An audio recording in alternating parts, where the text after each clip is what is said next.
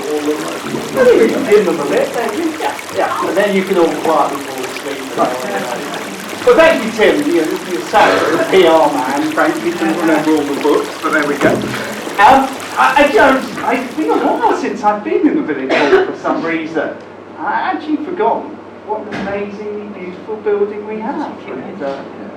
And where I know is Tim's hiding, but it was thanks to Tim and Viv and a lot of other people that we ended up with this amazing building, because 15 years ago we'd have been in a corrugated iron shack with ivy growing, and anyway, well done. Anyway, good, right. So I'm going to talk to you for about 45 minutes this evening, and then I'll sort of start. I'll tell you a bit about myself, obviously my favourite part of the talk, and then I'll tell you a bit about chalk streams and how they've evolved, and then sort of the dangers that are inherent in chalk streams and in rivers in general, and then I'll give you some of my solutions to how we can solve the pollution problems. Not everyone agrees with everything I say, but that's part of the interesting debate.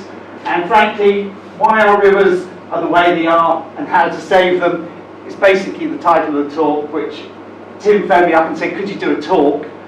I said yes. He said, what would it be on? And that was the first thing that came into my head. So off we go. And there are lots of slides, and these are really just my way of, they're just sort of my aid memoirs as we go through. Right, so that's me in my pickup truck. I started fishing boats 33 years ago. I have probably at some point driven all of you off the road with my appalling driving with this. And as you notice, I've got a nice big blue German one now, which is, but it's doing good. If you run a fishing holiday company, you have to have a damn great pickup truck. Oh, there it is again. Yeah. You have to have a big pickup truck, which vanishes from view from time to time. And as Tim said, I came to Nether Wallop in the late 1990s, and this is a picture of it taken it's sometime in the late 1800s, and it shows the building before it was converted in 1901 with the Dutch influence. That there were a lot of Dutch water engineers in Hampshire and Wiltshire at that time, and that's why the building has a Dutch influence. And the church actually looks much closer than it is, because photography in those days foreshortened images. And you can actually see here this little building by the road, that was Vincent's Bakery. And so not only did the mill the flour, it made the bread as well. And that's more like what it looks today. And you can see this much squarer building that's been elevated by a story and squared off. And the actual mill wheel itself is in here, and it's a cast iron mill that was made by Taskers in Andover in about 1860. And that most mills at that time went from wood, which obviously rotted, and to these ones we have today. And in the time I've been here, I wrote Life of a Chalk Stream, which is the story of restoring a chalk stream. It's broadly based around a variety of different chalk streams, but particularly our own Wallop Brook here in Nether Wallop. And more particularly, The Otter's Tale is very much a Nether Wallop book. It tells the story. I mean, I came here and I literally was so dumb about otters, I didn't realise we had them for about 10 years. And then finally, I came to observe a female otter called Kushta, who's the heroine of the book, and it's the story of her survival and the litter she brings up. And subsequent to that, that would be about 10 or 15 years ago, she is obviously... Otters actually, believe it or not, one of the biggest mammals in Britain, water-based mammals in Britain, they actually only have an incredibly short life. They only live for 5 years, and so they're not sexually mature enough to have a litter till they're 2. They'll only have a litter about once every 18 months. So 2 litters for a female otter is a lot, and she probably had 2. And the female otter we have in the village now is probably her grandchild, I would think, by now, in the road notation of things. So, chalk streams. I will use the word chalk stream a great many times this evening, and so I thought I'd just start off by telling you a bit about what a chalk stream is. Now, as I'm sure you've read often in the papers and elsewhere, chalk streams are virtually unique to the United Kingdom. There are only about 250, give or take. There are 235 in England. There are none in Scotland, Wales or Northern Ireland. So when people talk about protecting the Union, I think, does Scotland, Ireland, Northern Ireland have chalk streams? They can go, frankly. That's my opinion. And, so we are about 235, and then there actually are 50 in France, and I'll tell you a little bit more about them in a minute, because it's quite interesting in its own way. And I actually went on the Danish claim to have half a dozen chalk streams, and they asked me to go and see them last summer. I'm still trying to break the news to them that they're not chalk streams. They keep writing to me and saying, when are you going to write about our chalk streams? And I'm thinking, I don't really want to be the bearer of bad news. And so the chalk streams run from right up in the north of Yorkshire, and this is a Yorkshire chalk stream, and this is the most southerly chalk stream on the planet, believe it or not. Looks almost identical. And it is about 150 miles south of Paris, and believe it or not, the River Seine that runs through Paris starts its life as a chalk stream in the Champagne region of France. And so most northerly in Yorkshire, most southerly in France, most easterly in East Anglia, and the most westerly in Dorset. So that's where the chalk streams are, and this is how they work. So obviously the white horse, and that map where there was the pale areas, they denote chalk hills, chalk downland. And essentially what happens, the rain falls onto the downland and penetrates into the ground on the downs. And the chalk is, as you can see from the way the horse is cut and the way the fields are ploughed, the chalk surface is very close to the surface. You only need to take off the thin layer of soil to expose the chalk. And what happens is the rain falls on the chalk downs, percolates down through the chalk hills that acts like a giant sponge, sucking it all up. And as the rain penetrates through the chalk, chalk has really tiny fissures, it changes from soft water to hard water, hence because of the chalkiness of the chalk. It chills it to 50 degrees. A chalk stream is always the same temperature all year round, 50 degrees, 10 degrees C, doesn't change, winter, summer, whenever, it's always the same temperature, which is going to be quite important when I move on to it later on. And then when it reaches valley level, it bursts out into gazillions and billions and whatever number, a Google number of little springs that aggregate to make the chalk streams. And so if you want a simple way of imagining how chalk streams work, imagine, you remember when we were kids, we all had a sponge in the bath, and if it was dry, you would start pouring water into it, and the sponge would suck up all the water, and eventually it will become sodden, and then for every drop you put in, a drop comes out, and that's exactly how chalk streams work. It's that constant rainfall falling onto the chalk, seeping down into the aquifers, and then popping out as springs. And this is an example of, but you don't really see the springs. If you walk down Wallop Brook, it just looks like a continuous river, but actually, if you got down really close to it, there are millions of little springs coming up for the riverbed. Now, this doesn't always work, but we'll give it a try. But you see, this is just a spring head in a pond on Chilbolt and Cow Common, and you can just see the volume of water coming up through it, and it just so happens there's some broken chalk there that's demonstrating how it pushes through. But if it wasn't for that, you'd never notice it. And so those are all over the place, and that's how the chalk streams are fed by water. And you only need dig a borehole maybe 10, 20, 30 feet, and that's the effect it has. It just surges out of the ground, which is one of the reasons that Southern Water can make so much money out of us, because they've got all this free product that they can just suck out of the ground.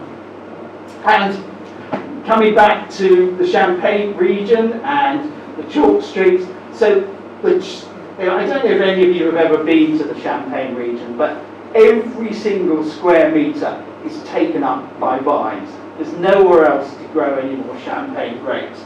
But the soil in the Champagne region is identical to the soil here in Hampshire and Wiltshire, and that's why you see so many vineyards springing up, because we have a very similar climate, and we have and it's the perfect soil to grow champagne vines in. And that's the black chalk. I don't know if any of you have had it, but it's quite good on top. So, do you recognise this?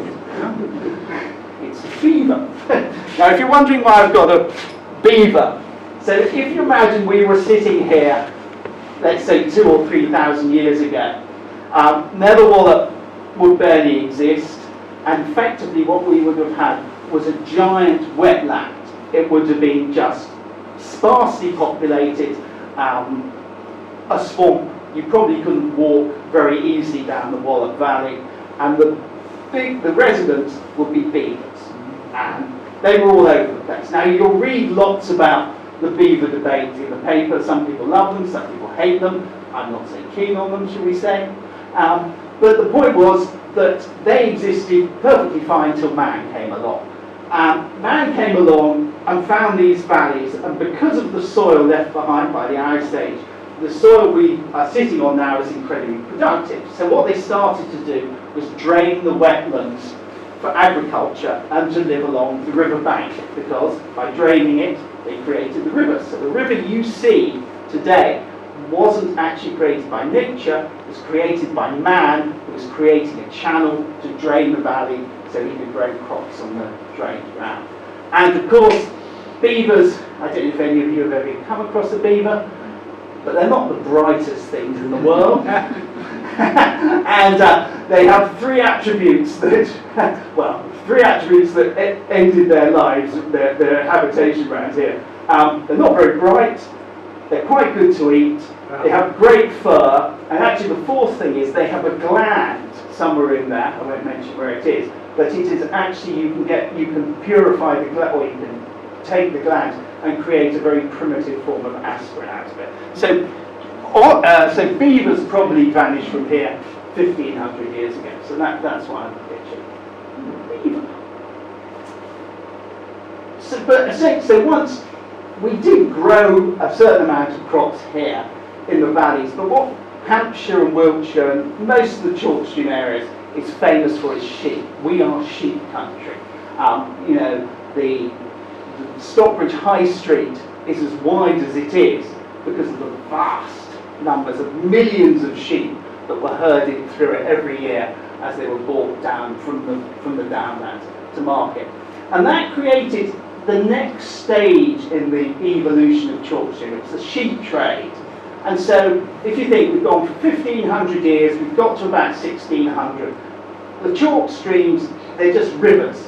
Nobody cares about them. They're only important as somewhere to get your waste away in, drinking water and power. On the River Test and the River Itchen, which are only 70 miles in total length of main river, there are 150 different mills.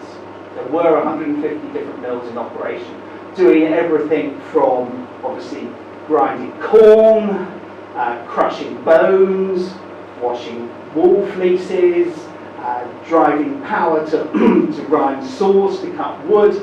And so that's all the rivers were for. They were really used for power. But come the late 1600s, on the Woolston estate, the Earl of Pembroke, just outside Salisbury, he employed Dutch water engineers to re-engineer the landscape. And so, for 1,500 years, the River Avon, which is the bit he started on, was just this main channel, the bit that says river. And what he said to the water engineers is, what I want you to do is I want you to create a blockage here, and then I want you to create this side stream called the main carrier. and I want you to create these ribs across called floats and drains. And what I'm going to do is, in the winter, I'm going to dam the river to divert the water onto the meadows, onto what are now known as water meadows. And the idea was that from December to March, if you imagine it's quite cold, but coming back to that point about chalk stream water being 50 degrees, if you could create this greenhouse effect of this water constantly flowing over the grass, it kept the grass warm, and so the grass would grow. And so even in December, January, and they had people called drowners who that's their name, who drowned the meadows and regulated water. Very important to keep it flowing, because if water stops flowing, sediment settles on the grass and then kills it. So you do that, and so that's what they were trying to do, create this watery greenhouse over hundreds of thousands of acres in the end. But it wasn't just as simple as flooding it from December to March. The idea was that every couple of weeks you would drain it, exposing the newly grown grass. You bring the sheep down from the hill, they would graze it. In grazing it, they do what sheep do when they finish their grazing, which made the land more fertile. You take the sheep off, you take them up to the dry downs, you would flood the meadows again for another couple of weeks, the grass would grow under the water, and you keep repeating that process all through the winter months. And you might wonder why on earth they did all this. And it was big business. This is Harnham Meadows, and you can see clearly, there's Salisbury Cathedral, you can see clearly the main river Avon, and you can see the carrier that was dug, there's another one here, and you can see the ribs, and that would all have been done. And the whole purpose of this is what you were doing when sheep were the biggest business. If you could get your sheep fatter and earlier to market, they commanded a premium price. And this was what it was all about. It's an intensive form of agriculture. And so effectively what happened, the chalk streams were re-engineered to produce this water meadow system. And the River Tess, for instance, which is about 45 miles from source to estuary, has been increased in length to about 130 miles with all these side streams. And so everything you see today and much of what we fish was the creation of all this that happened in the late 1600s, early 1700s, and continued all the way through till really shortly after the First World War, when the decline in the number of people working on the land and the advent of machinery and fertilizer basically ended the water meadows. But if you want to, you can go to Harnham Meadows. There's a Harnham Water Meadow Trust, and it's quite interesting to go in the spring. You can actually see the whole flooding process taking place. And here, this is our very own village, and these are the remnants of our water meadows. So the mill's here, that's the road to Broughton, and this was taken in the last time we had a really wet winter, 2013-14, and you can see how it's coming out in the ribs here, and that's just the remnants. And if you fly over the area, you can always clearly see the remnants. So chalk streams don't exist in a vacuum. They exist because man has created them. And so, as I say, they were used. Then they were heavily used for agriculture, for the water meadow system, and it wasn't until the Victorian times that we started to use them for leisure, for fishing. And so that's what they're predominantly used for today. And this is a piece of the Upper Test on Middleton Estate at Long Parish, and this is one of the pieces of river we look after. I show you this because this is how we like to maintain it. So we've got the weed in the river, which I'll talk about in a minute. But what we like to do is cut a path in the grass for the fishermen to walk up and down. We like to leave, we call this the fringe, this edge. We like to leave it quite wild and woolly because it creates habitat, it protects the insects, and it also gives the anglers the chance to move up and down the river and stalk the fish and not spook them. And wherever we have a choice, we always leave the opposite bank wild, because that's best for everything. And then the weed in the river, we have to cut. We cut that in April, June, July, August, and October. And we literally get in there with hand size like that and trim it. And it looks a wonderful thing to do. I can promise you it's incredibly hard. It's good for 10 minutes, and after a while, I wouldn't recommend it after that. But it's very important. I mean, a river without good weed is like a lawn without grass. It simply doesn't exist. And that weed, we call this ranunculus, it's actually a type of, it's water buttercup, effectively. And if you put your hands inside it, just ran your hands there, it's absolutely full of shrimps and nymphs and bugs and all the things that are important to the ecology of a chalk stream. And so we do everything in our power to keep it healthy, which means trimming it, we replant it. And then we do other things like remaking the banks. Here we are, we're using hazel faggots between chestnut posts, and so there's been too much erosion on this particular corner. So we put this in, we backfill it with chalk and dirt, and what will happen over a period of years, the hazel will rot away, and in its place will have grown a natural fringe of weeds and reeds and all sorts of things. And that will just, so you create a natural river by intervening in that sort of way. Or, finally, you can use a horse and a harrow. And, well, I don't know what you can guess we're doing here, but what we're doing here, trout need, they need soft, friable gravel to lay their eggs in. And so what you do is, what they're doing here, it's a harrow, and the harrow is just breaking up the hard surface of the gravel. You do this in October or November, ahead of the spawning season, and it gives somewhere for the trout to lay their eggs. So that's one of the things you do. And this is just, this is the River Ebble in Wiltshire. And this is a demonstration of what happens if you don't look after a chalk stream. So we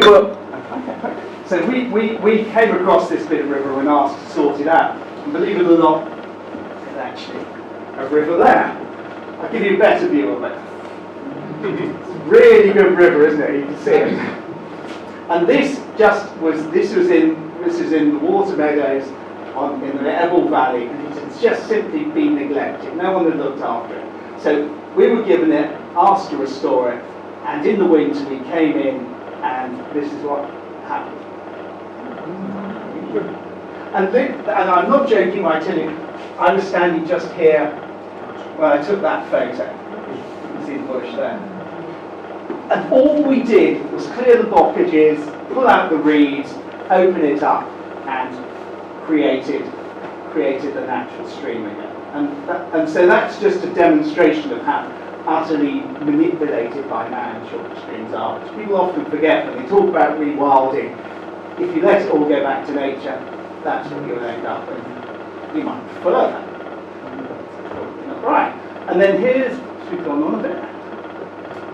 Okay, and here's another example. Now, this isn't us, this was just something that was done in East Meehan. I don't know if any of you are familiar with East Hampshire, Meehan Valley, very beautiful. River Meehan, where I caught my first ever trout, where I was born and brought up. I haven't moved very far from my origins. But this, I mean, I can remember this channel created goodness knows when, and it's pretty dreary. It's not doing, it's doing what it was meant to do, which was drain the water out of the river. But that's not considered very enlightened these days. And so what they did is they got in and they put some gravel in and started planting some reeds and weeds and stuff. That was the work going on.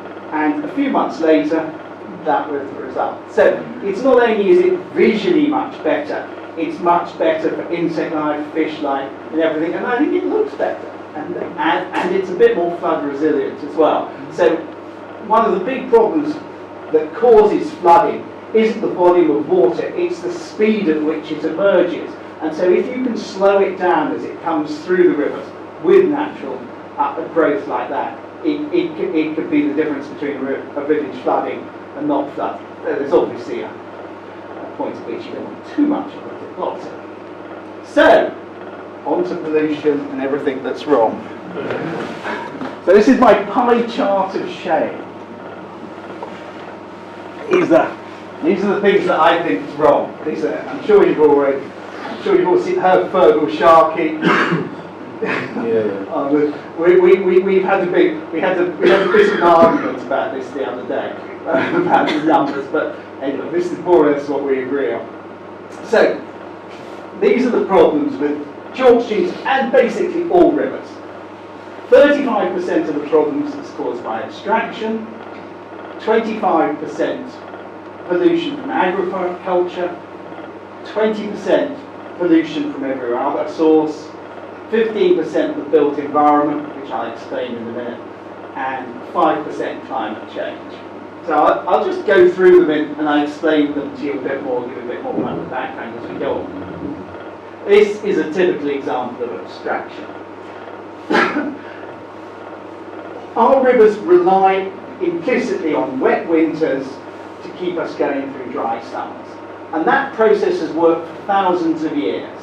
But rivers are drying up now because so much water is sucked out of the aquifers directly by the water companies. Now, I don't want you to get too confused. Not every dry river is the fault of a water company or the fault of too much extraction. There are things called winterborns. These are the headwaters of rivers that by their nature, winter-born. They're wet in the winter and they dry in the summer. And that's perfectly natural. The headwaters of most rivers will dry out in the summer, and it's a gradual process. It's built into nature, and nature has evolved with that process over thousands of years. But this should not happen. And this happens because there are the critical months for most rivers are actually July, August, September and October, when the rainfall's at its lowest and the aquifers have been most depleted.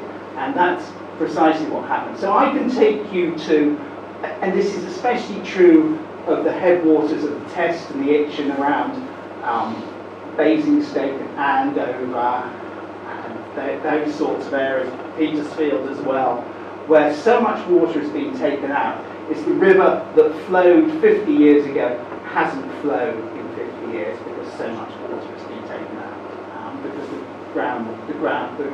water table has effectively dropped. So abstraction, huge problem. That's why I give it the greatest percentage, because frankly, if you don't have any water, you're not going to have to worry about pollution.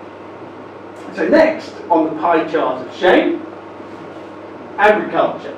This is the one people get really upset about because everyone loves farmers, but you know there's that old saying, a weed is only an unwanted flower. They always say that in gardening, that's unwanted elms, very good saying. In agriculture, a pest is only an insect farmers don't like. And they are putting vast amounts of pesticides on our land. And the problem for us, or more really, the problem for insects, is that these pesticides are getting ever more effective. They kill more things, they hang around for longer, they have a life in the river of 30, 40, 50 years. I don't know if any of you ever remember my talk about otters. I mean, the thing about otters, they were killed by organophosphates, which was a type of weed killer, DDT effectively, that was used in the 1950s, all the way through to the 1980s. But it took a further 30 years for the organophosphates to pass out of the system and out of the food chain, and for otters to fully recover. And it's the same with all these pesticides. They've been used so much that even if we said to farmers today, no more pesticides, never use another one, it's going to take at least 10 years to see a difference, and probably 30 years to be back to where we were. So pesticides are a huge problem. Nitrogen and phosphorus, which are basically essentials when you fertilize them. They're the phosphorus and nitrogen, they're the two things that are effectively killing our rivers. There's this slurry, this is the shit from chickens or cattle. It goes into these things called slurry pits. These are meant to be highly regulated. They are not meant to seep into the river, but I can promise you they do. And they do everywhere, and all the chicken farms on the River Wye, on the Welsh-English border, the Wye has effectively been killed as a river because of the vast amount. This just inevitably seeps into it. This is just a hole in the ground that the farmer has dug. It all goes in there, and eventually it seeps into the river. And these are all meant to be regulated by one of my great friends, the Environment Agency. If you happen to be a farmer, you will not be having a sleepless night about the Environment Agency coming to visit you. The average length of time between a visit by the EA to your farm is 235 years. So we've got that. And then there's other things that are sort of more minor but still equally important. If you plough right up to the edge of the river, the moment you have any rainfall, all the water and the soil seeps into the river, and you can see the river is the same colour as the field. And so the obvious thing to do, you see, in Hampshire, if any of you, for instance, had driven from here to, say, Sutton Scotney just before the outbreak of the Second World War, you would not have seen a single ploughed field. It was all sheep territory. Nothing. It was only in the Second World War that all the fields around here were ploughed up for agriculture. In fact, Stockbridge Down, its biggest production thing was rabbits. It's a huge industry catching rabbits up there on the wild downs. And so, of course, there wasn't this problem. You didn't have this runoff into the river. And for instance, and I'll give you a small example of how incredibly bad it is in the Froom, on the Froom, which is a big chalk stream in Dorset that runs through Dorchester and then out to the sea. That's a huge area for growing maize, and maize takes a huge amount of water out of the ground and creates a sort of dust bowl effect. What happens is that dust, the moment it rains or gets blown into the river, then it's very fine. It then settles on the riverbed, and it settles right on top of all the salmon eggs, and that kills the salmon eggs. Nobody could really work out why all the salmon was still coming in. They were still laying their eggs, but there's huge mortality of the eggs, and that's why it is, and it's because of farming. And so that's a so pie chart of shame. Agriculture, 25%. Pollution, the rest. Now this is where we all get the blame. I'm not going to set myself apart from this. First of all, pollution from sewage pouring into our rivers, pouring into our seas.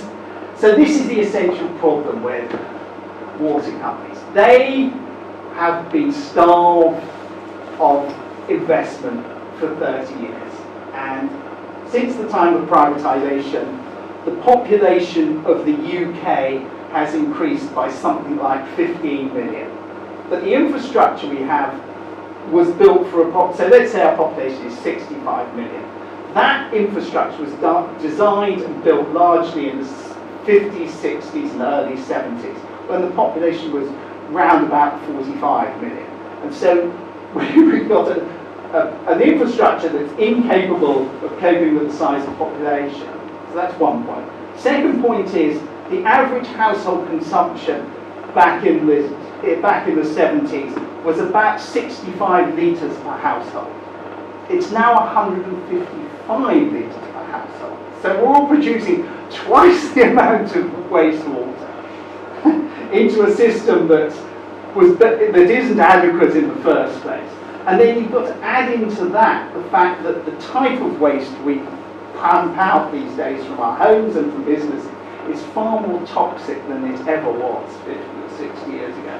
And so, I mean, I know we all hate the water companies, but they have been left between a rock and a hard place. But undoubtedly, sewage pollution is a huge problem, and it's going to be very hard to resolve. I love this cartoon. This was in Private Eye last year. All the willows along this stretch of river are dead now, sighed Rat. But of course the water company insists it's just a coincidence.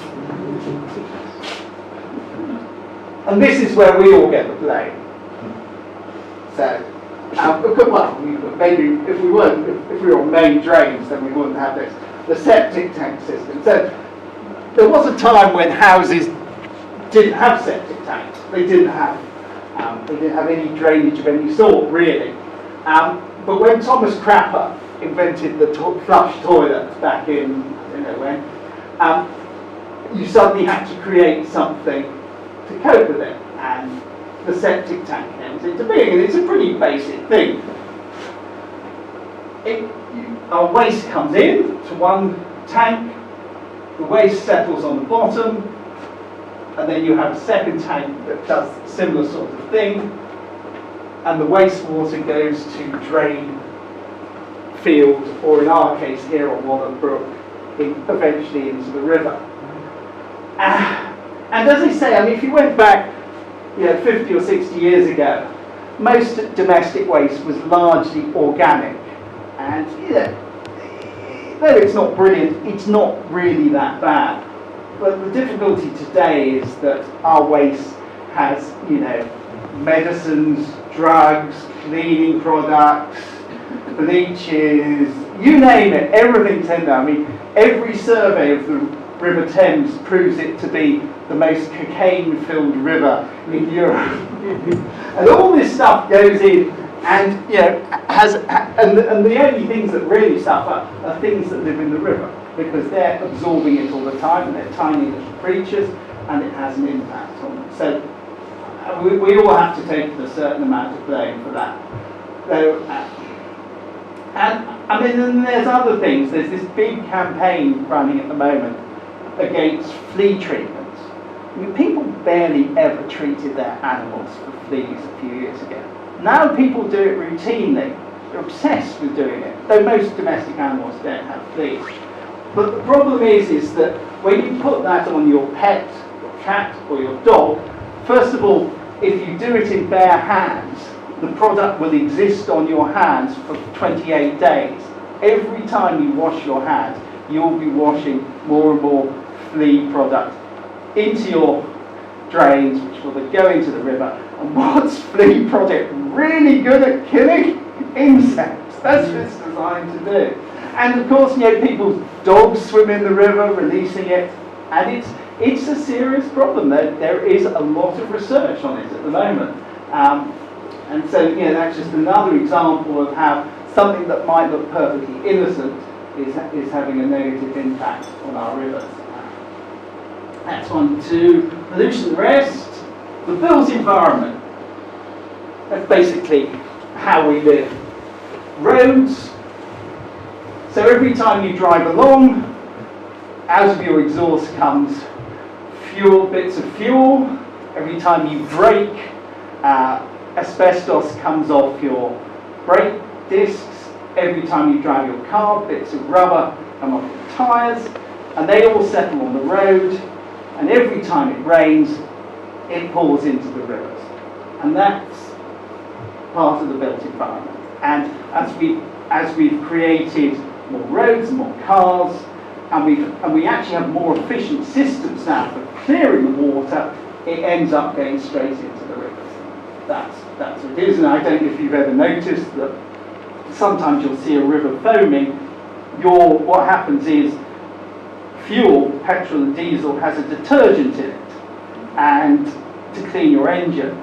But that comes out of the exhaust pipe, lands, settles on the road, and the moment you have some rain, it all bubbles up and gets washed into the river. That's the built environment, and then of course there's houses.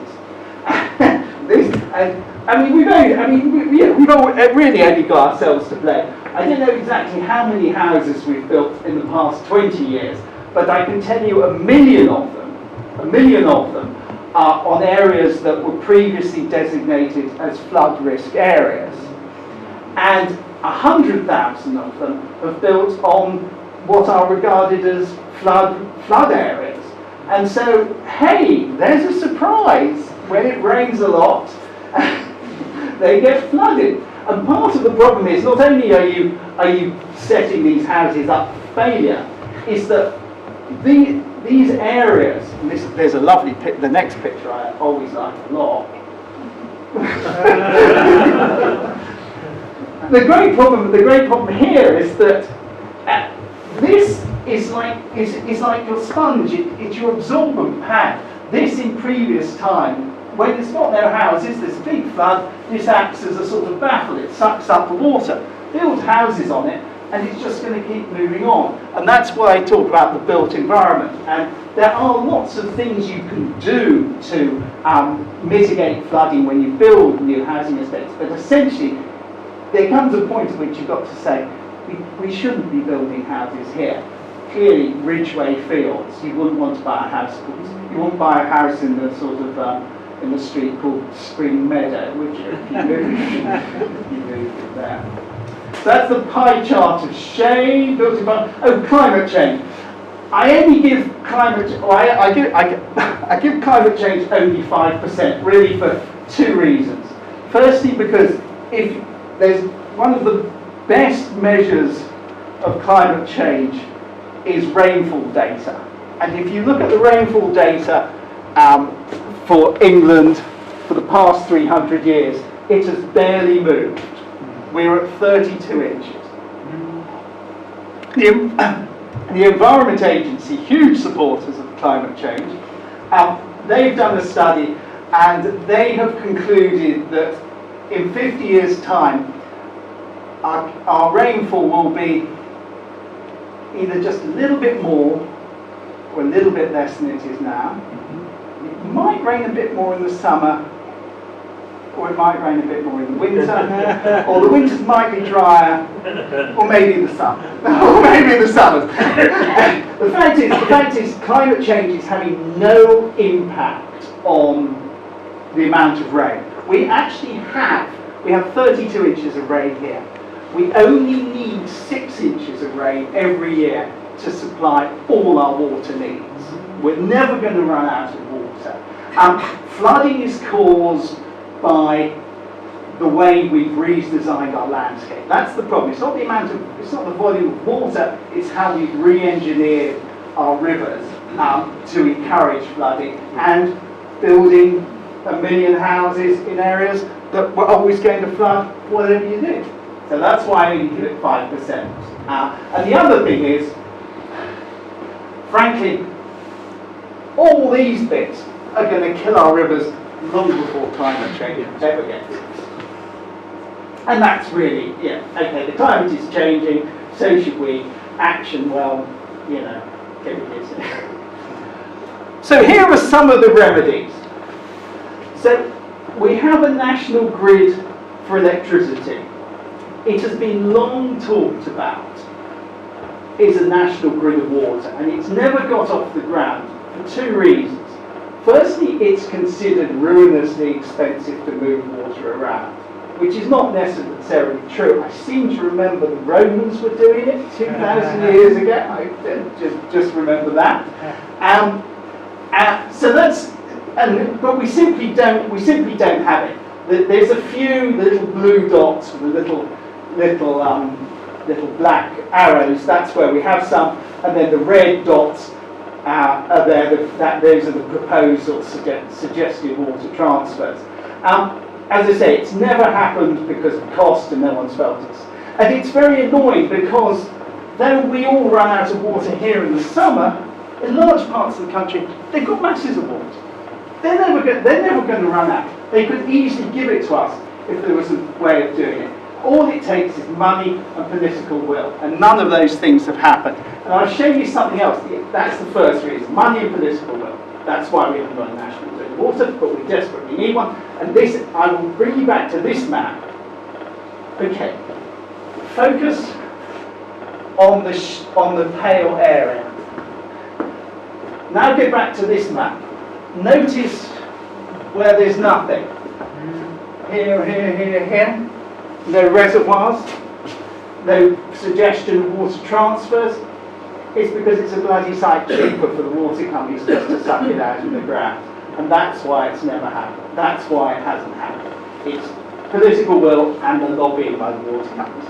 They don't have to. They don't pay to suck it out of the ground. So why should they go to all the expense of building a reservoir? Which is the other thing, reservoirs.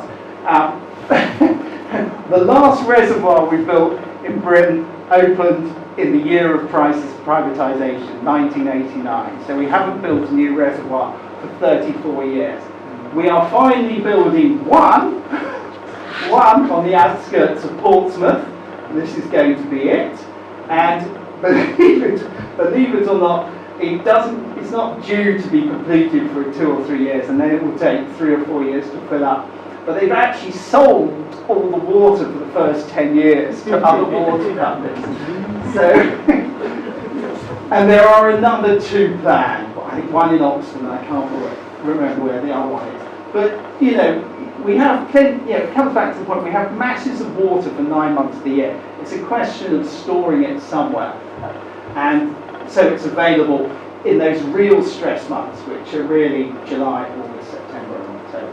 And the other answer is desalination.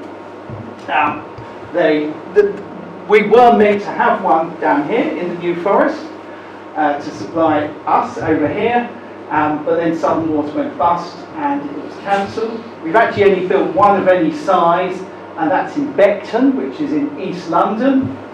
It was paid for by the Thames Water bill payers. I can't remember how much it cost. It was hundreds of millions of pounds. But anyway, Thames Water said, we're going to build a desalination plant by the Thames. Great idea. Off what they were in charge of it. So, yeah, that's good. You build one. How are you going to pay for it? Oh, we're just going to add a bit on to everyone's bills. That's fine. So they built it. And in the drought of, not last year, the year before, miraculously, during the one time in 10 years when we really needed the desalination plant to top up London's water system, Beckton desalination plant wasn't working. It hasn't worked for 2 years. Do Thames Water have any incentive to switch it on? No, because it costs an absolute fortune to run, and they didn't have to pay for it in the first place because all the bill payers paid for it. So, it's sort of fairly typical of the, we built this thing, and, but anyway, but we need a few desalination plants. And I did actually work out, for the cost of HS2, the cost of HS2, had it happened, and had it been on its original budget, we could have built enough desalination plants to supply our needs 6 times over. But we didn't. Agriculture, I mean, there's 60% of the pollutants in our rivers come from agriculture. That's the bottom line of it. We have to decide as a society whether we want low cost, high production food that costs the environment. And we have to decide that. We have to decide that collectively. Farmers are always going to do what they're told, which is mostly what they do, and they're driven by subsidies and all those other things. We just essentially have to decide what we want. But clearly, what's happening at the moment is not, for a small country such as ours, highly intensive agriculture that requires pesticides and nitrates, phosphates and fertilizers is clearly not working for the larger environment. And really, who's to blame? Well, we all take a bit of blame. It's the way we live our lives. But ultimately, the people who really get the blame, and you probably don't think about them in your daily lives, and you're very lucky really in that, Ofwat is in charge of the water industry, and they have been since privatisation.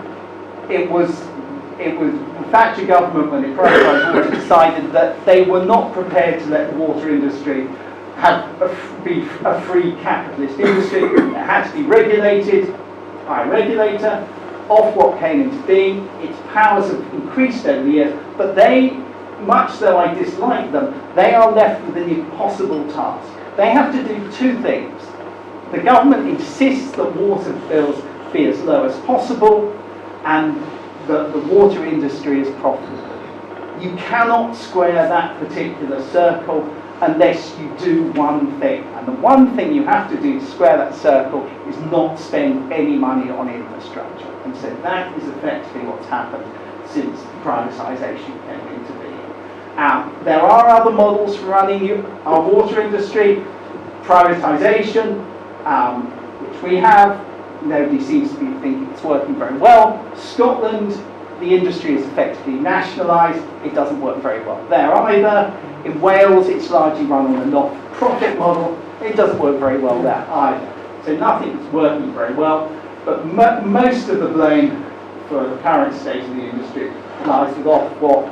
And, I know everyone gets very excited about the dividends paid to water company directors, and understandably so, but it's Ofwat who have allowed that to happen. They've allowed all the financial machinations of water companies to happen, and they had it in their power to stop that happening right from the very beginning, but they've essentially, in the jargon they call it regulatory capture, and there's this horrible, if you look at the people who work for Ofwat and you look at the people who work in the water industry, there's this constant toing and froing. The head of Southern Water used to work for Ofwat, the head of Ofwat used to work for Thames Water, they all know each other, they're all buddies, and it's sort of Stockholm syndrome maybe, rather than and this is my particular bête noire, is the Environment Agency. So Ofwat look after the business side.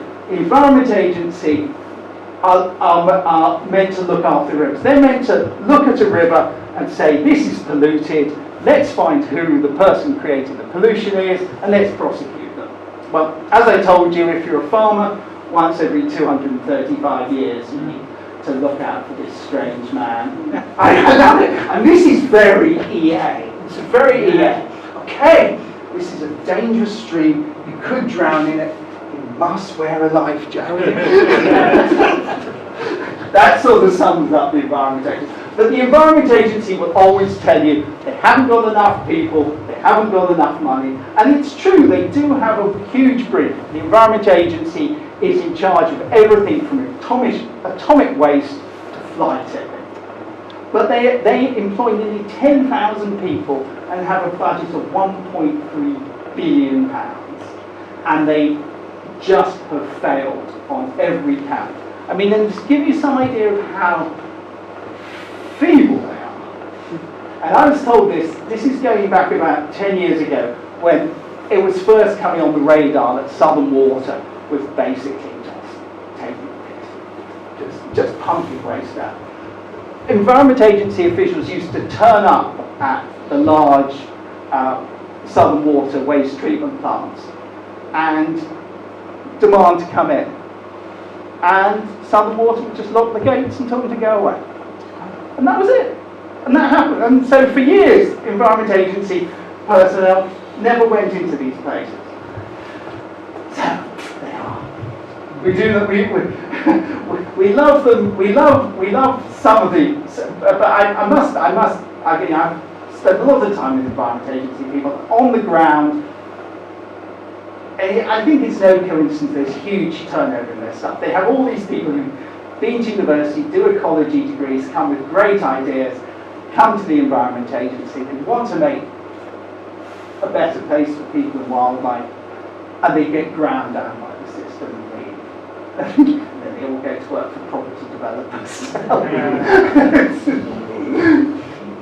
and here's part of the problem. This comes back to the Ofwat thing, is the breakdown of UK home services and utilities costs.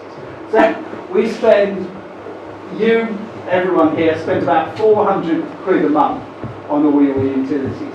Water is only £51. It's a tiny part of every bill. I mean, we decided a long time ago that with electricity and gas, everyone should pay effectively a 30% premium to create green energy. So that's how we've been able to build wind farms, solar parks and all that sort of thing. It's because of this 30% premium. Water has been quite the reverse. They've actually cut back on the cost of water through Ofwat.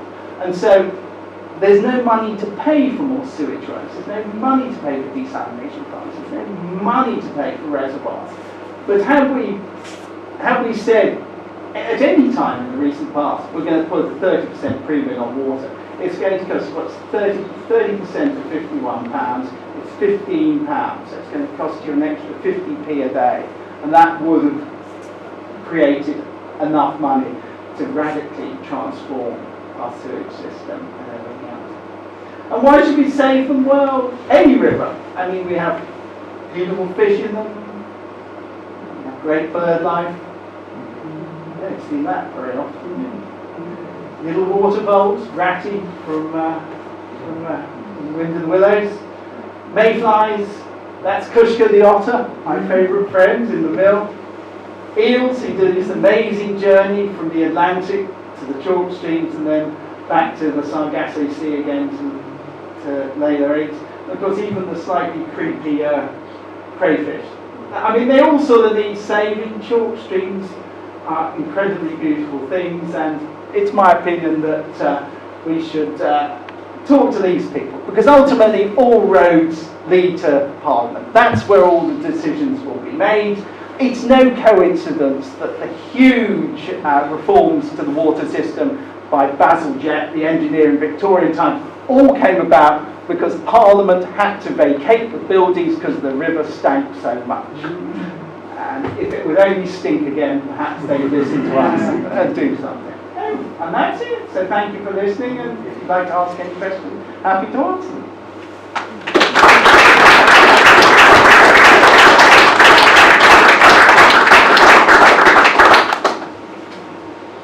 Anyone? Yes?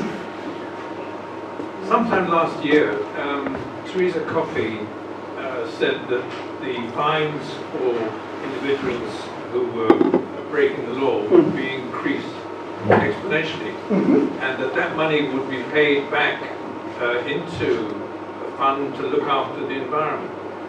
In the papers today, it stated that that fund never started, was never started. Has there been any pressure on the Environment Agency to get on with it? I think the simple answer is no. They talk the talk, but they don't walk the walk. And this has been the problem for such a long time. Is that there's lots of people ask for more regulation, more legislation, but it's all there. It's just a question of enforcing it. The Environment Agency has a huge amount of power. It could prosecute. It could literally prosecute us all for our septic tanks if it had the will to do it, the will and the manpower. But they simply will not do it. Now they'll claim it's because they're under-resourced. It's simply because they have other things to do and they do not see it as sufficiently important. So sadly, Theresa Coffey's great idea has come to nothing, and none of the others will. So, and to a certain extent, we can keep prosecuting the water companies and we can keep fining them, but ultimately that money is just coming out of our pockets because it will just be added onto our bills. Really, we're not going to solve the situation till we spend money on improving the infrastructure. That's really, and in terms of, I mean, you can look, Dieter Helm, who's probably the best academic on this, is at Cambridge. He's done an analysis and he can't come up with a definitive figure, but it's going to cost somewhere between 150 billion and 450 billion to rework our waste system to something that's going to be suitable for the huge population we currently have, and population growth, and the different types of sewage we have these days. Sorry if I haven't got a cheerful answer. And so we could probably survive for 2 years with absolutely no rain. But what you need is like that sponge. You need to keep topping it up. You need to keep topping it up and say, yeah, no, it's good. I think we've had like 40 inches this year compared to the average 32. But yeah, it's great. And but will it save us forever? No. Anyone else? Yes? Do you monitor the quality of the water in Wallop Brook? Bearing in mind you have a fishing business, what should we all be doing? And it would be interesting to know how our brook is. Okay, so we know because there is the EA actually have a monitoring station just at Garlogs. So yes, it is monitored, and the difficulty with the EA monitoring, so if you imagine there's a list of things this long that need to be tested for, an EA monitoring station, that's about that much. So it's not really asking the right questions of water quality. I could, and plenty of people do monitor the water quality, but you can take your results to the Environment Agency and they simply will not accept it because we're all amateurs. And so that's the difficulty. The best way, and there's a group called WASP, Windrush Against Sewage Pollution. So Windrush is a lovely limestone stream that runs through sort of Oxford and Gloucestershire around there. And what they have done, they've managed to nail the EA to the floor by taking EA data and analysing it. And so that's the way you beat sense into the Environment Agency. But what can we do as individuals?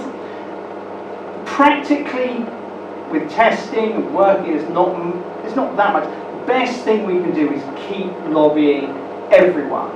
Local councillors, local councils, MPs, everyone. I mean, we're coming into an election time.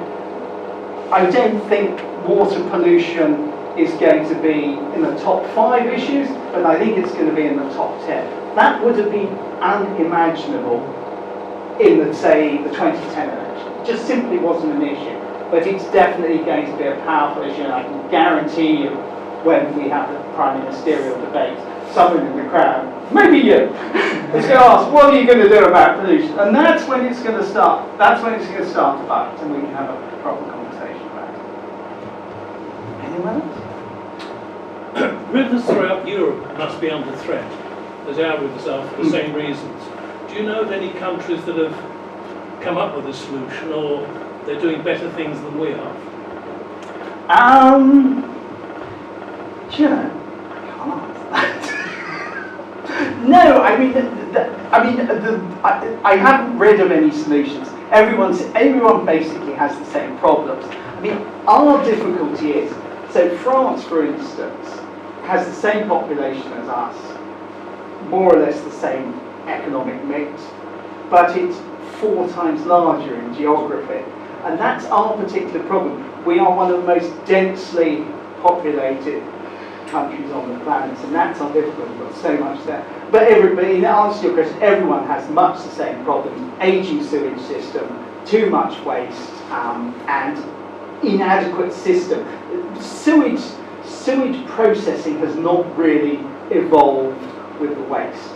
It's not capable of it. So, you've read about fatbergs and wet wipes and all these things, and so that's the problem. Nobody's really addressed that, so it's the same problem everywhere.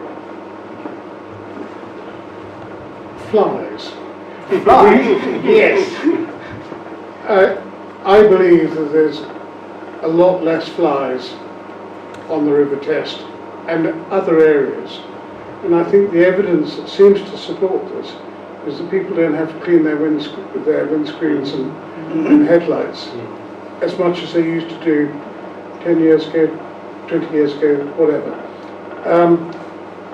Is the lack of fly life, is this mainly driven by pesticides, do you think? Or are there other reasons that you point? I'm being slightly sort of I think it's a dry fly combination. fishing Yeah, driven by this. Yeah, but it's right. No, I mean, we can only reflect what's true, and I agree with you. And I've heard lots of people say this. Your car used to be splattered with, Yeah. it was, but now it hardly happens at all. And on rivers, you see, as fly fishing, we see far less. We see plenty of insects, but we don't see the same variety. We don't get the blue-winged olives, or hawthorns, and we don't get that sort of cadence to the season. Yeah, definitely. Pesticides is killing them. Then we talked about those other things like the flea treatments, and of course the whole habitat of the rivers is being degraded by pollution. And insects they're very intolerant. Well, they're tolerant up to a point, and then suddenly so there's a tipping point. And so you often look at a riverbed at the height of summer, and it's covered in this horrible brown algae, and that's caused by nitrates. That's too much nitrogen in the water, and basically you've got too much of one type of algae growing, which kills everything off, and if it kills everything off, it kills the insects as well. Yeah. So it's absolutely, you can't, if you keep pouring stuff into a river, there's going to have some effect. So the great Nobel Prize, he made his money in jellyfish. It was only during and after the First World War that the Downs would support cereal crops. Yes. And it's a fact, because as you said, the actual topsoil is only about 6 inches deep. And unless you fertilise it every year, and we didn't know about fixing nitrogen until jellyfish. Yeah, and because because of the nature of chalk streams and the way the water falls, inevitably everything you put on that field will end up in a river. That's the way, be it a pesticide, be it a fertiliser, whatever it is, it will, all water flows downhill. Sorry, you. Are you planning to write another book? That's a very nice question, but probably not. No, I'm retired from writing. Excellent. Yes, of course. Simon, you mentioned chalk streams in France. Can you expand on that? You were going to say something about chalk streams in France? So there's about half a dozen, and they're mostly in Normandy, and then down, as I say, to the Champagne region, and they're very similar to ours. They're only in the Loire. My parents lived there. My dad was very keen on fishing. And he used to buy flies in France, and I tried to buy some here, and we can't get them. There aren't. So in the Loire, there are rivers that have many of the characteristics of a chalk stream. But they're not. They're sort of freestone, straight limestone streams. But you can catch trout there. Yeah. And you'll look at them, and they'll be clear, and they'll be fast flowing, and they have ranunculus growing, and the hatches of olives, and all those sorts of things. But they're not technically chalk stream. The chalk stream definition is quite narrow, and I've had terrific arguments from people who've seen them in New Zealand, Russia, but the stream, and as I say, these poor people in Denmark. But yeah, no. So Anyone when else? we see otters in our stream, how many otters are in our brook? So at the moment, I think, so otters are highly territorial. So what happens, so if you imagine the Wallop Brook flows, comes from up in the village up there, the one we never talk about. The one we wouldn't share a village hall with. We do share a village. Do we? We don't talk about the it. Wallops one is shared. I know. But do you remember we had the big referendum and we were going to, was whether we shared one hall between all of us? Yeah, as we I said. think the argument was we had a village hall, why don't we keep it? No, sorry, Don't start on this one again. So and it goes all the way down to near Houghton is where it joins the River Thames. So it's about sort of 12 miles from top to bottom. Bossington, thank you. So because otters are so territorial, females will cover an area of about 4 miles, and that will be her territory. And then there will be a male otter who will cover 3 females. So he will cover the whole thing. And so we will just have one otter. The only time you will see more than one otter will be the occasional time when the male comes to visit his harem, or one of the members of his harem. But I did work this out. Otters, a male and female otter will spend about 1% of their life together. It's that fleeting. Sounds like a great marriage to me. And so we'll just have one. The only time we'll see more than one is when she has pups. Yes. And that will be from about the age of about 4 months through to about 14, 16 months. Yeah, so we have one at the moment, and as far as I can tell, she doesn't have any pups because my trout population survived. Simon, Yes. I live in Brook Cottage just here. Yeah. And I think I fished out a lot of pup from a dead one in the summer. I don't know, would that fit with when litters have been born? It's the first time in 8 years that I've experienced anything like that, and I'm pretty sure that's what it was. I'm sure you're right. So otters actually, they have no season. They will have a litter whenever. Depth of winter, height of summer, they don't really. But they do have this very, it's quite harsh. So because it's a very restricted territory, it can only support so many otters. So if the female happens to have a big litter, which is really 3 or 4, they will exclude one of the pups from the litter until it dies. It dies of starvation. Yeah, and that's probably what you found. Sure. Yeah. Any more? Very good. Ladies and gentlemen, I knew I was on a winner when I got somebody to come and speak, and I've learned a huge amount tonight about our rivers and the history of it, which I thought was absolutely fascinating.